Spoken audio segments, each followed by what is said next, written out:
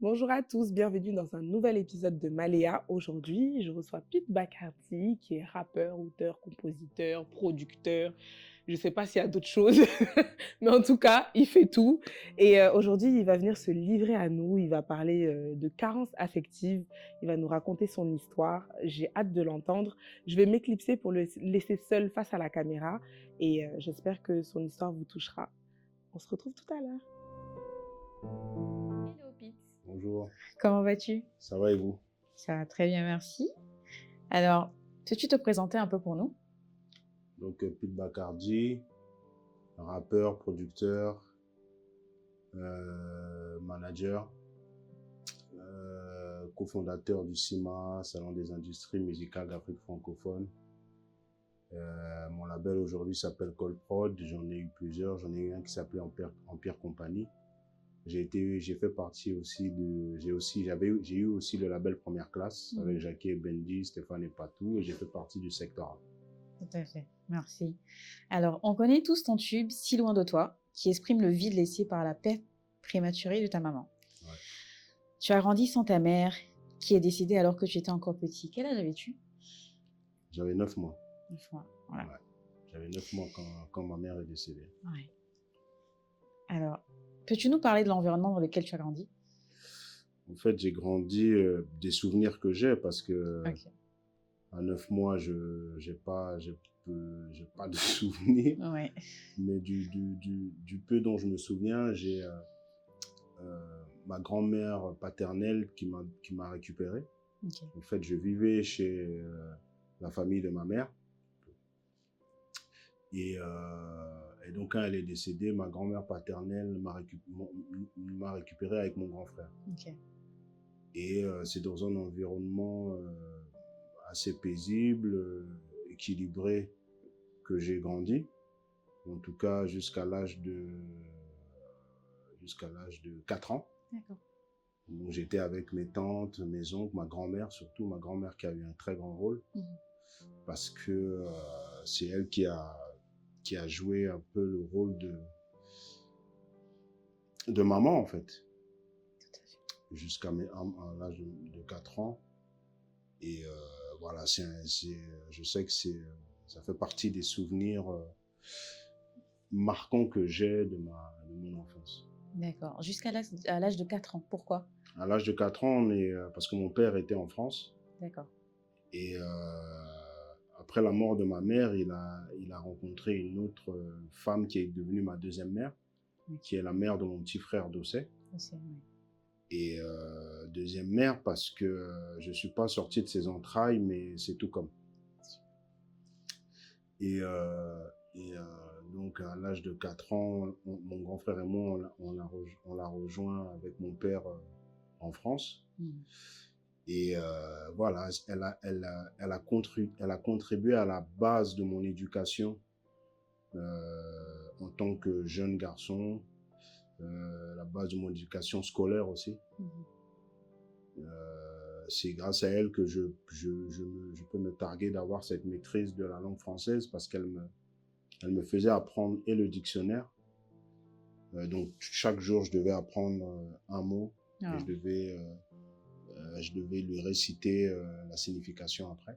Okay. Et il y avait aussi un livre qui s'appelait Le Bled, qui était une sorte de livre d'orthographe sur lequel il y avait des pointillés qu'il fallait compléter en fonction de la phrase. Et donc, elle m'a apporté... En fait, il n'y avait pas de... Si on ne disait pas aux gens que c'était pas ma mère, comment dire, ma mère de ventre, si je peux m'exprimer ainsi, personne n'aurait vu parce que elle était aimante et voilà quoi, il n'y avait pas de différenciation. Waouh, merci beaucoup à maman. Alors, qu'est-ce que tu sais de ta maman et quel impact cela a-t-il eu sur toi de ne pas la connaître? Ce que je sais de ma mère? Ouais. Je sais, en vérité, je sais pas grand-chose. D'accord.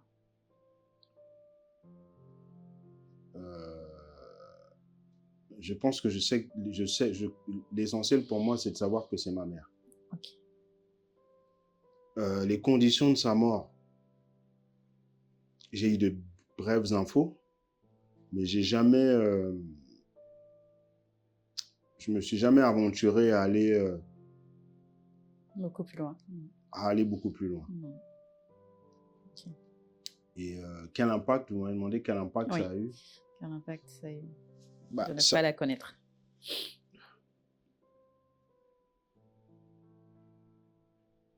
je pense que c'est, je pense que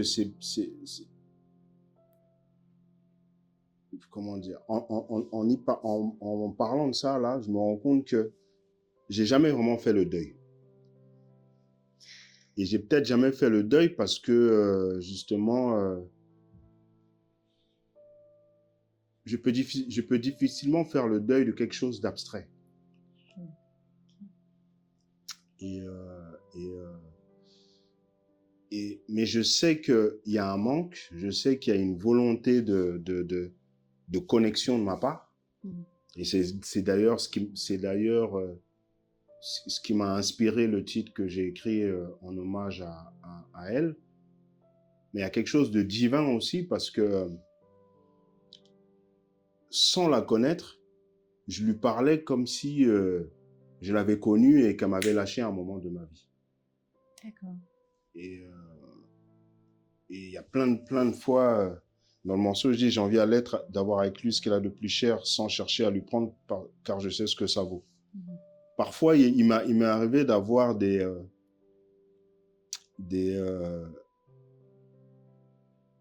moments comme ça où j'en voulais à la vie.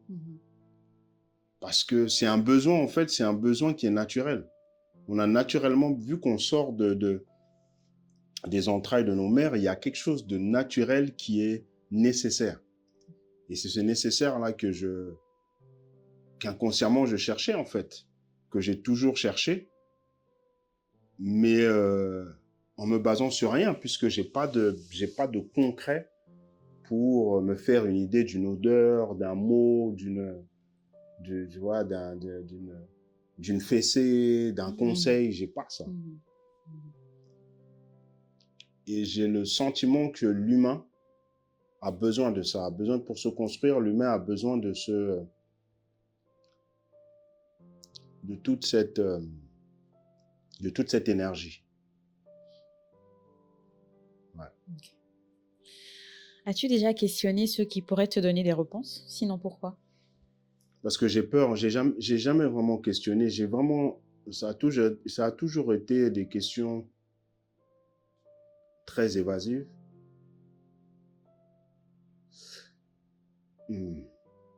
Parce qu'en fait, je crois que je sais, la vérité, je sais même pas. Hein. Okay. Je vais pas donner une explication juste pour faire joli, je sais pas. Okay. C'est, je sais pas. Ok, d'accord. Alors, durant ton enfance et ton adolescence, qui a joué un rôle de mère? Bon, ça, je pense qu'on en a parlé. Ouais. À la maman de Dossé. À part elle, y a-t-il eu une autre figure maternelle qui t'a guidée et soutenue? Bon, comme je l'ai dit, maman. Il y a eu ma grand-mère aussi, que j'appelais maman. Oui. Il y a eu mes tantes aussi. Ok. Ouais, il y a eu, principalement. Ouais. Parlant des tantes, tantes côté maternel aussi? Plus côté paternel. En tout cas, j'étais quotidiennement avec elle. Ok. C'est plus du côté maternel. Paternel, pardon. Ok. D'accord. Tu quittes le Cameroun pour la France. Quel âge as-tu et comment est ton quotidien là-bas, avec qui tu vis? Donc là, on a dit que je avais 4 ans. Ouais, j'avais 4 ans. Voilà. C'est en 82. Voilà. Donc là, tu as vécu tout le long, jusqu'à en tout cas ce que tu décides de... Non, j'ai fait 82 jusqu'à 86. Ok, avec ton père. Avec mon père et maman. Ah oui. Après, on est retourné au Cameroun. Ok. En 86 jusqu'en 90. Et donc, quand on est rentré en 86, c'était toute la famille. Donc, il y avait mon petit frère, mon grand frère, mon petit frère Atedjani, mon grand frère, mon père, maman. Quand on est rentré, on vivait dans la maison familiale. Et après, quelques temps après, on a pris notre maison. Oh, ok, super. Enfin, la maison du pater. Et vous êtes resté au Cameroun? On est resté au Cameroun 4 ans, parce que je reviens en France en 90, mais là, à ce moment-là, mon père et maman se séparent. D'accord. Donc, quand on retourne en 90, on vit uniquement avec notre père. D'accord. Ok. Et Dossé, lui, part avec maman. Oui, avec maman, naturellement. D'accord. Très jeune, tu as atteint un grand succès dans la musique et dont ton entourage s'est élargi. Est-ce que ce succès t'a aidé à combler, même en partie, le manque affectif? Non. Pas du tout. Ok. Le, moi, je l'ai défini tel quel. J'ai défini comme des carences affectives ce dont je souffrais. Cette volonté permanente d'avoir de l'amour, des preuves d'amour. Et quand tu as du succès, en fait, ça ne te fortifie pas, ça te fragilise. D'accord. Parce que le succès a ça de très paradoxal, c'est qu'effectivement, les gens témoignent de l'amour et beaucoup de considération pour ta musique, mais à contrario, tu découvres aussi en l'être humain un côté perfide, un côté jaloux, un côté aigri, donc, et un côté, comment dire, profiteur. Mhm. Ce qui fait que ce sont des choses qui te renferment sur toi et qui te rendent parfois paranoïaque. Et donc, quand tu n'as pas un équilibre, un équilibre de base, ça peut être très déstabilisant. Et moi, je souffrais de manque de confiance en moi, en fait. Et, et je pense que la confiance en soi, c'est quand tu as les parents qui te témoignent cet amour en permanence et qui t'aident à te construire en tant que personne. Et donc, c'est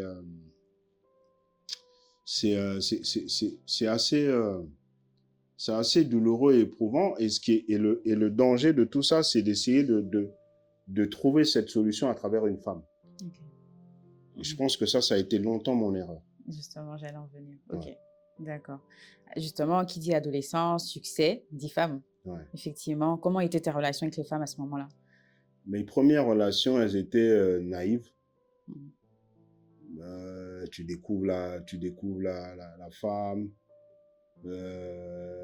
t'es soit trop gentil, et quand t'es jeune, il y a une sorte de violence comme ça quand t'es jeune. En tout cas, tu le vis de manière violente. Moi, il y a une fille qui m'a dit, ouais, je peux pas rester avec toi parce que t'es trop gentil. Ok. Mais c'est pas que t'es gentil bouffon, c'est juste que t'es bienveillant. Mhm. Alors, est-ce que c'est toi le problème ou la fille qui n'a pas la maturité nécessaire pour apprécier quelqu'un qui a de la bienveillance? Mhm. Mais ça fait partie du parcours, ça te forge, mais en même temps, ça te transforme parce que les relations d'après, j'étais un peu plus dur. Donc, je pouvais passer d'un extrême à un autre. Donc, quand je sortais d'une relation où j'étais excessivement dur, je revenais à cet état de bienveillance peut-être abusive. Mhm.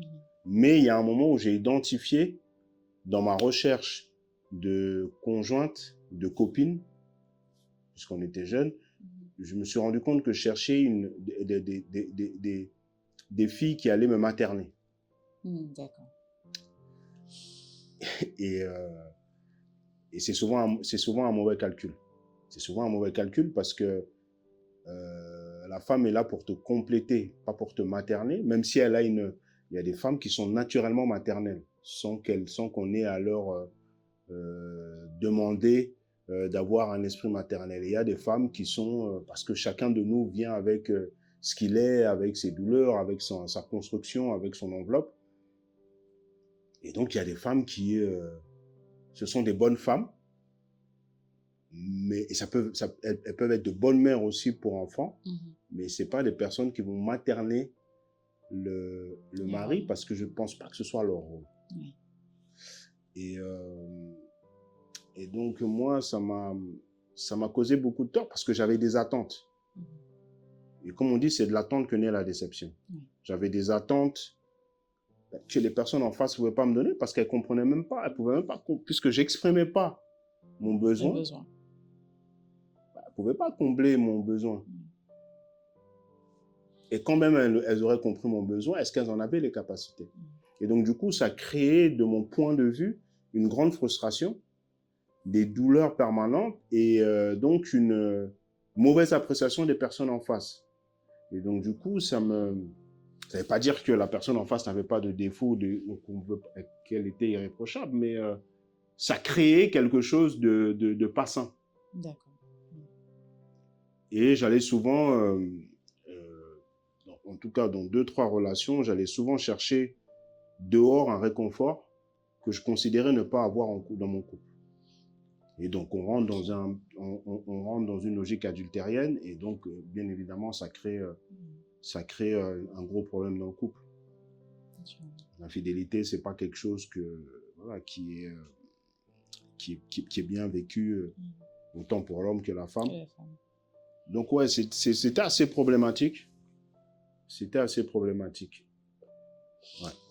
Ouais. Et donc, à quel âge tu connais ta relation la plus sérieuse et combien de temps elle dure? Ma relation, j'en ai eu, je peux dire que j'ai eu 4 relations sérieuses, de mon point de vue. Ok. Parce qu'il y a des relations où j'étais, c'est la personne en face, il y a qu'elle qui pensait qu'elle était dans une relation sérieuse, mais malheureusement, bon, ce sont les choses de la vie. Je considère avoir eu 4 relations sérieuses. Et pour moi, relations sérieuses ne sont pas définies dans le temps. Ok. C'est pas parce que tu fais 4 ans avec une personne que la relation est plus sérieuse qu'une relation qui a duré 8 mois. Ok. C'est l'intensité de ce que vous partagez ensemble, et de la loyauté, de la fidélité, tu vois, c'est en ça que moi je définis une relation sérieuse. L'effort que tu peux faire, en fait, on parle même plus d'effort parce que c'est d'un naturel, sans nom, ce que tu fais pour que ça se passe bien. Donc, je peux considérer que j'ai eu 4 histoires comme ça. D'accord.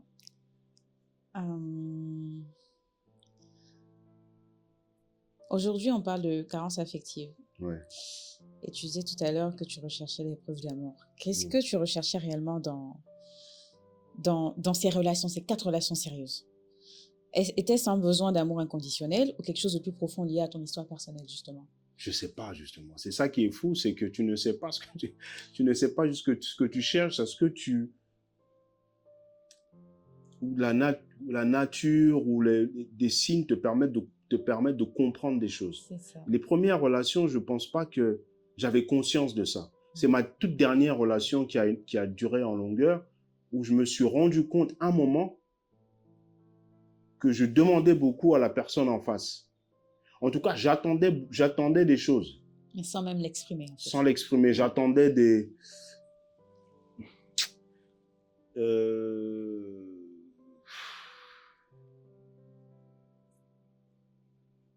Ouais, en fait, c'est confus. Ouais, je comprends. C'est pas 4-5. Parce que j'ai une autre relation aussi qui a été intense, qui était fusionnelle. Ouais. Et la personne après m'a pris pour une sorte de pervers narcissique parce que j'ai eu une sorte de détachement soudain. Ok. Et qui m'a fait mettre le doigt sur un trait de ma personne qui est, comment dire,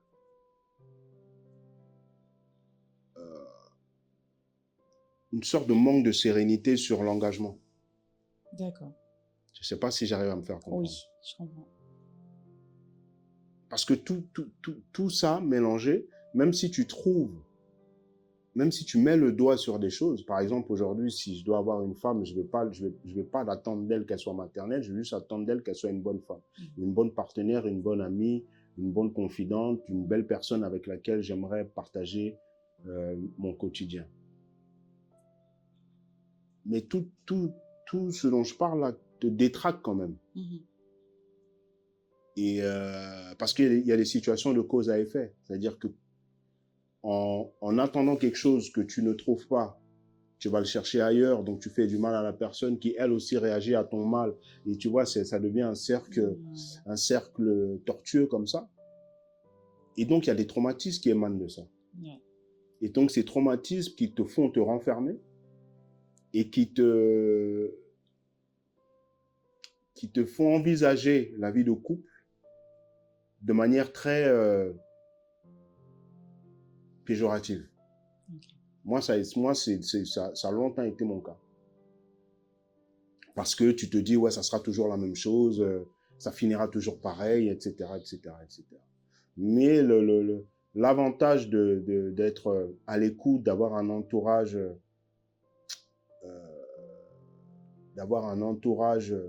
mature et sain et bienveillant, permet d'avoir des échanges qui te font avoir un discernement sur certaines choses. Et donc d'avoir une sorte de détachement sur des convictions qui n'étaient pas les bonnes, en fait. Oui, tout à fait. Ouais. Donc, on peut conclure que tu as la peur de l'engagement. Ouais, j'ai la peur de l'engagement. Ah là là, ok. J'ai la peur de l'engagement. J'ai la peur de l'engagement parce que j'ai la crainte de ne pas assurer. Est-ce que c'est ça qui a fait que, à mon âge, j'ai toujours pas d'enfant?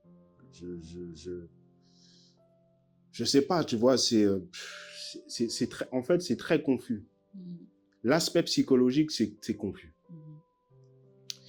Et nous, je dis nous, parce que je parle des Africains de manière générale, on n'a pas la culture du psychologue. Oui.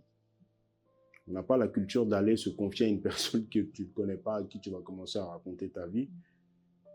Et donc, c'est un cheminement que je fais tout seul. Ok. Tu vois, ce cheminement de guérison, c'est un cheminement que je fais tout seul. Je crois beaucoup en Dieu, donc ça m'aide. Parce que quand tu mets le genou à terre, le front au sol, et que tu dis, je mets ma vie entre tes mains et montre-moi un signe qui va me permettre de savoir si c'est le bon ou c'est le mauvais. Naturellement, quand ta foi elle est pure et sincère, la plupart du temps, tu as des signes qui te permettent de donc discerner ce qui est bon ou ce qui est mauvais pour toi. Mais c'est quelque chose de, voilà quoi, c'est... Il y a l'acceptation de soi, de ce qu'on est. Il y a l'acceptation de ses défauts. Et c'est ça qui te permet de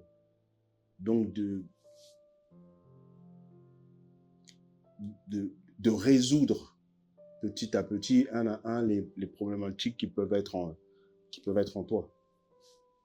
Tout à l'heure, tu as dit être seul dans le processus Ouais. de guérison. Ouais. Est-ce que tu n'aurais personne dans ton entourage qui t'aide? Quand je dis je suis seul dans mon processus, c'est-à-dire que je ne m'assois pas devant un psy avec qui je parle. Ok. Mais l'entourage, sans s'en rendre compte, a une approche, telle quelle, puisque c'est des discussions vraies, des discussions sincères, des discussions avec des personnes qui me connaissent. c'est ça. Donc qui n'ont pas peur de me dire là où j'ai tort, mais avec des mots avec des mots et une manière que je vais comprendre. Parce que le but au final, c'est ça. C'est ça. C'est de pouvoir arriver à déclencher quelque chose qui va me faire changer un point de vue qu'on considère radical. C'est pas facile. C'est pas facile. Je suis pas le seul. Il y a plein de lascars avec lesquels je parle. Mais ils se rendent... Tu sais, ce qui est violent dans ça, c'est que parfois, on ne se rend même pas compte qu'on est malade. Tu vois, on ne se rend pas compte qu'on est en souffrance, en fait. On ne s'en rend pas compte. Tu vois. Et, mais ça va. On fait du sport. C'est super. Tout à l'heure, je parlais d'enfants. Justement, Ouais. René m'a dit que tu étais très, très, très proche de tes nièces. Ouais. Que représentent pour toi tes nièces, avec qui tu sembles avoir un lien très fort, justement? Quel rôle joues-tu dans leur vie? Mes nièces, ce sont les filles que j'ai. Ce sont mes filles, mais qui ne viennent pas de moi, de mon intérieur.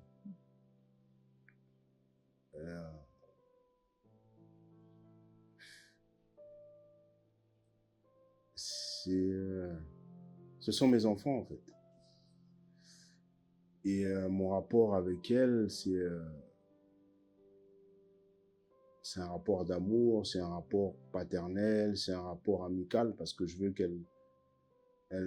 qu'elle puisse savoir qu'elles peuvent avoir confiance en moi. Et ce qui est bien, c'est que nos générations, comparé aux générations de nos parents, on peut avoir des mêmes centres d'intérêt. Mes nièces écoutent du rap comme moi. Mes nièces aiment la sape comme moi. Mes nièces aiment, comment dire, aiment vivre comme moi, comme nous, je veux dire, nous, moi, mes frères, le cadre familial. Mais toujours avec la délimitation qui impose le respect, mais on a les mêmes centres d'intérêt. Donc, il y a une sorte de complicité qui est... ça m'est arrivé à plusieurs reprises sans me rendre compte de parler verlan à mes nièces, à l'envers.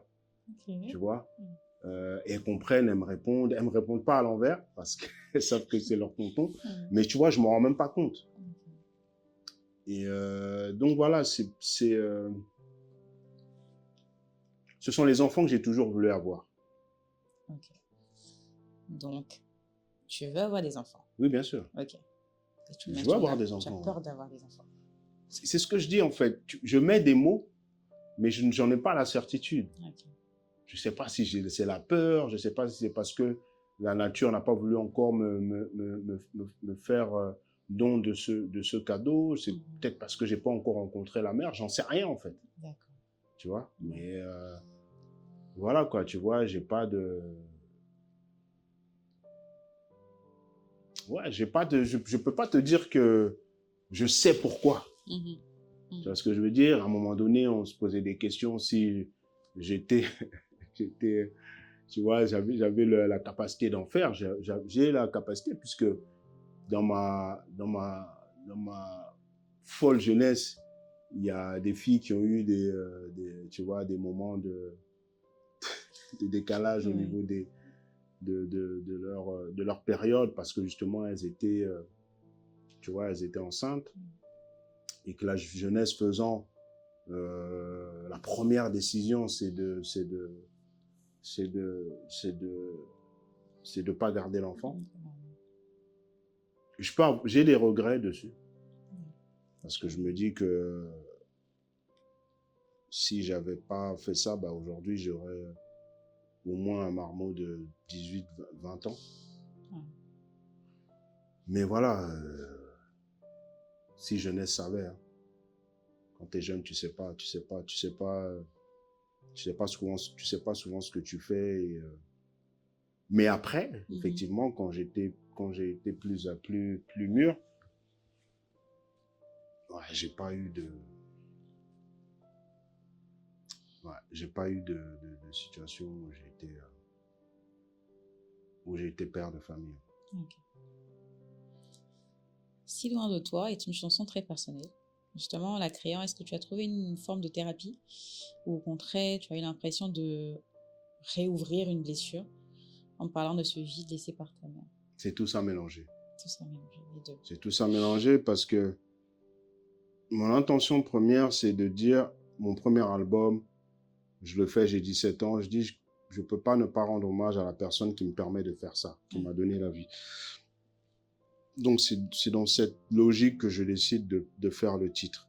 C'est un titre que j'écris pendant 1 an. Parce que c'est compliqué, en fait. C'est compliqué c'était... Ouais, c'était vraiment, ce sont des choses qui... C'est inconscient, hein. C'est vraiment... Tout ça, là, tout ce qui s'est passé, là, c'est inconscient. La seule réflexion, c'est je veux rendre hommage à ma mère. Le process derrière, c'est... voilà, ça se fait comme ça, naturellement. Donc, au bout d'un an, je suis réussi à finir les trois couplets. J'ai écrit, je change, j'ai écrit, je change. Il y a des choses qui étaient encore plus profondes, plus profondes, plus intimes, dont je faisais part, de l'ordre du ressenti, du sentiment. Il y a des trucs qui étaient violents. Parce que comme je disais tout à l'heure, il y a des fois où j'en voulais à la vie. Et t'as Jackie et Benji qui m'ont dit qui ont découpé, en fait, qui ont fait une sorte de découpage, de réalisation du titre en me disant ça, l'intention de ta chanson, c'est celle-là. Dans Ok. cette chanson, dans cette intention-là, tu peux pas dire ce genre de choses. Quand bien même ce serait légitime de le penser et de le ressentir, ça enlève la beauté de ce que tu es en train de véhiculer comme message. Et pareil pour la petite histoire que je raconte souvent, quand j'ai fini d'enregistrer, je l'ai enregistré qu'une fois en maquette. J'ai jamais, à l'époque, on travaillait en système de maquette d'abord, donc pré-enregistrement. C'était vraiment pour avoir l'idée de la chanson et après on allait dans un plus gros studio pour poser de manière définitive. Et là, la version que les gens entendent, c'est la première version. Il n'y a pas eu 2, 3, 4, c'est la seule version. Et quand j'ai fini d'écrire, quand j'ai fini de poser, je suis parti parce que j'ai été tellement pris par ce que ça a suscité comme émotion chez moi que j'ai pas pu rester pour faire le refrain. Et donc Jackie et Bendy sont restés écrire le refrain avec les chanteurs Stéphane Filet et Pierrot du groupe Sweetness à l'époque. Et ils ont fini le refrain. Et donc j'ai découvert le refrain le lendemain matin. Ok. Ok. Tu as dit que tu as fait 1 an pour écrire la chanson. Ouais. Justement, est-ce que tu as eu des périodes dépressives pendant l'écriture, naturellement? Est-ce que j'ai eu des périodes dépressives en écrivant la chanson? Ouais. Non, mais j'ai eu des périodes de doute sur le bien fondé de la démarche parce que et ça a été loin parce que même quand il a fallu commercialiser le titre, j'ai eu un questionnement avec Stéphane en l'occurrence, qui était mon chef de projet dans la maison de disques. Et avec Patou, j'avais un questionnement sur est-ce que c'est bien de vendre? Est-ce que c'est bien de faire du commerce avec ça? Est-ce que c'est pas une démarche malsaine? Et ils m'ont naturellement dit non. Tu as fait une chanson naturelle qui est sur ton album et que les gens doivent connaître en grand nombre parce que c'est un message d'amour et on a tous une mère, on a tous quelqu'un comme ça qu'on aimerait ne pas voir partir, dont on n'aimerait pas être séparé et tu l'as tellement bien fait que ouais, les gens gagneraient à avoir ça comme témoignage et ça va peut-être permettre à des personnes d'avoir la pleine mesure et la pleine conscience de l'importance d'une maman, tu vois, d'un parent en tout cas. Et effectivement, quand je faisais des concerts, il y a des mamans qui venaient avec leurs enfants et qui me remerciaient parce que ça jouait une sorte comment dire, d'aimant entre les parents et les enfants qui se séparaient, tu vois. Qui se séparaient parce que la vie est ainsi faite, parce que l'enfant est dans sa période d'adolescence et l'enfant, pardon, il a un côté révolté comme ça et donc qui fait souffrir la mère et peut-être que la mère n'a pas les mots pour dire à son enfant, écoute-moi, fais gaffe à ça, je t'ai porté pendant 9 mois, j'ai souffert pour te mettre au monde, ne me fais pas ça, tu vois. Il y a des choses comme ça de la vie où il y a quelque chose d'externe qui vient comme ça, comment dire, remettre un peu un équilibre. Et ma chanson, à plein de niveaux, a eu cet impact chez plein de personnes. Jusqu'à aujourd'hui, des adultes, hein, je parle pas juste de jeunes de 20 ans, des adultes qui prennent ce titre-là comme une sorte de thérapie. C'est pour ça que je te dis, on est souvent un peu tous malades sans le savoir. Et il y a des témoignages comme ça qui arrivent à nous faire mettre le doigt sur ce qui pèse. Et ma chanson a eu ce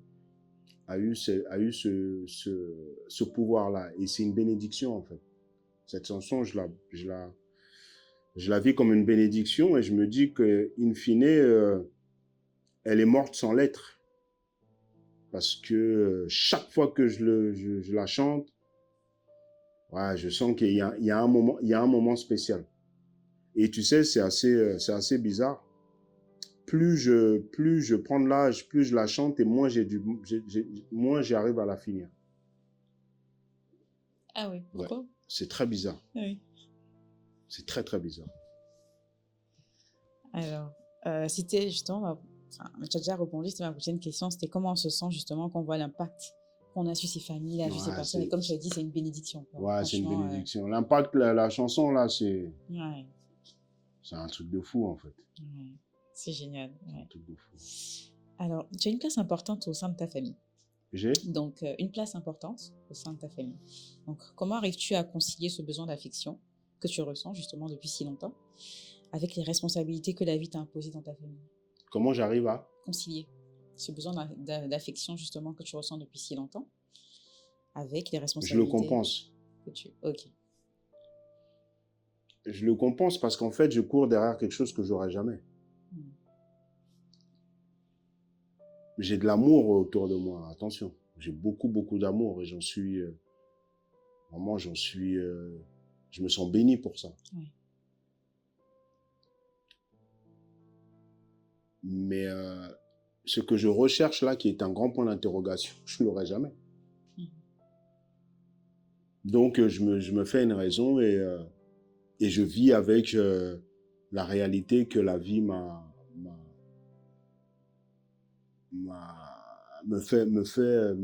fait comprendre. Hmm. Mais, ouais. Moi, ce que j'ai envie de dire, c'est que justement, est-ce qu'il ne faut pas accepter que, comme tu l'as dit, tu ne l'auras pas Oui, pour step, hop, genre, avancer en fait. oui, en fait, je me résous à ça, en fait. Yes, ok. Tu vois que ça n'arrivera jamais. Et un jour, j'étais en souffrance. Je me rappelle, et il y a une tante qui m'a dit, faut que tu fasses le deuil, faut que tu fasses le deuil, faut Oui. que tu fasses le deuil. Oui. Mais j'y arrive pas. Jusqu'à présent. Oui. Ok. Comment tu fais le deuil de quelqu'un? Quand tu l'as connu, donc il y a un principe d'acceptation. Mhm. Il y a un souvenir. Et tu dis, ouais, ainsi soit-il, c'est la volonté de Dieu, c'est la volonté de la vie, etc. Mais comment tu fais le deuil de l'abstrait? Tu fais comment? Moi, j'aimerais bien. Mhm. Mais comment on fait? Peut-être que dans mon cheminement, je trouverais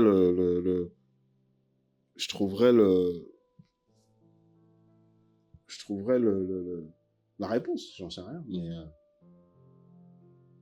la date, là, je sais pas. Ok. Aujourd'hui, dans ta quête de guérison, serais-tu prêt à poser les questions qui te rongent depuis toutes ces années? Parce qu'au début, tu nous as dit que tu sais vraiment pas pourquoi je ne les ai pas posées. Donc là, est-ce qu'aujourd'hui, tu serais prêt à les poser? À Par qui de exemple, droit? sur maman? Oui, sur maman. Oui, je peux. Ok. Je sais pas. Je Toujours sais pas. pas. Je sais pas. La vérité, c'est que je sais pas. Tu veux pas ou tu sais pas? Je sais pas. Ok. Je sais pas. Ok. Mais tu sais qui pourrait te répondre? Oui? Ok. Ouais. Qui? Son frère, Mhm. ses frères, c'est sa sœur. Ok.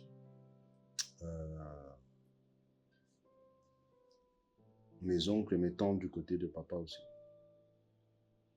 Ok. Ouais.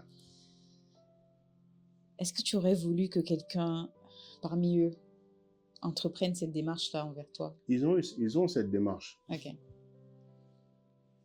Mais c'est moi qui pousse pas le bouchon, en fait. D'accord. Ok. Si tu regardes ton parcours aujourd'hui, quels sont les défis que tu continues à affronter sur le plan affectif? Et quel espoir as-tu pour l'avenir en termes de trouver un équilibre entre tes responsabilités familiales et ta quête personnelle d'amour et d'affection? Quels sont mes... Quels sont les espoirs en fait que tu as en termes pour l'avenir, en termes de trouver un équilibre entre tes responsabilités familiales et ta quête personnelle d'amour et d'affection? L'espoir que j'ai, L'espoir que j'ai, c'est de c'est d'a- c'est- c'est d'avoir un sentiment de sérénité par rapport à tous ces sujets-là. Ok. Et, la suite, la suite de la question, c'était quoi? Non, mais c'était justement, est-ce que tu penses, est-ce que tu crois pouvoir trouver un équilibre justement entre Ouais, tes parce que responsabilités familiales c'est ma et... démarche, en fait. Super. Tu Ok. sais, c'est la manière dont tu te projettes euh, définit un comportement à avoir Mhm. en fonction de ce que tu veux. Mhm. Donc oui, il y a des aspects que je n'ai pas encore réussi à dompter. Mais déjà, j'ai compris que mon bonheur, je ne devais pas le chercher à travers l'autre, c'est à travers moi-même. Mon équilibre premier, c'est moi. Sinon, tu fais peser un poids à la personne en face qu'elle n'a pas demandé, tu vois. Mhm. Donc, ouais, je suis optimiste. Je suis pas, Dieu merci, je suis pas suicidaire. Mhm. Je suis pas, tu vois, j'ai pas un penchant pour la drogue et l'alcool pour trouver un sentiment de plénitude ou de paix. Je fais mon sport, je fais ma prière, je bosse. J'essaye au max de rendre heureux mon entourage.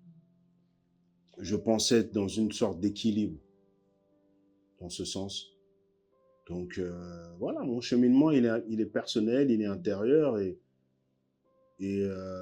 avant de fermer l'œil, je pense que voilà quoi, j'aurais atteint un sentiment de plénitude. Inch'Allah. Alors, pour finir, tu dis que plein de gens sont touchés par Si loin de toi et s'y retrouvent, justement. Qu'est-ce que tu leur dirais aujourd'hui pour les apaiser? Quel message tu aimerais qu'ils retiennent?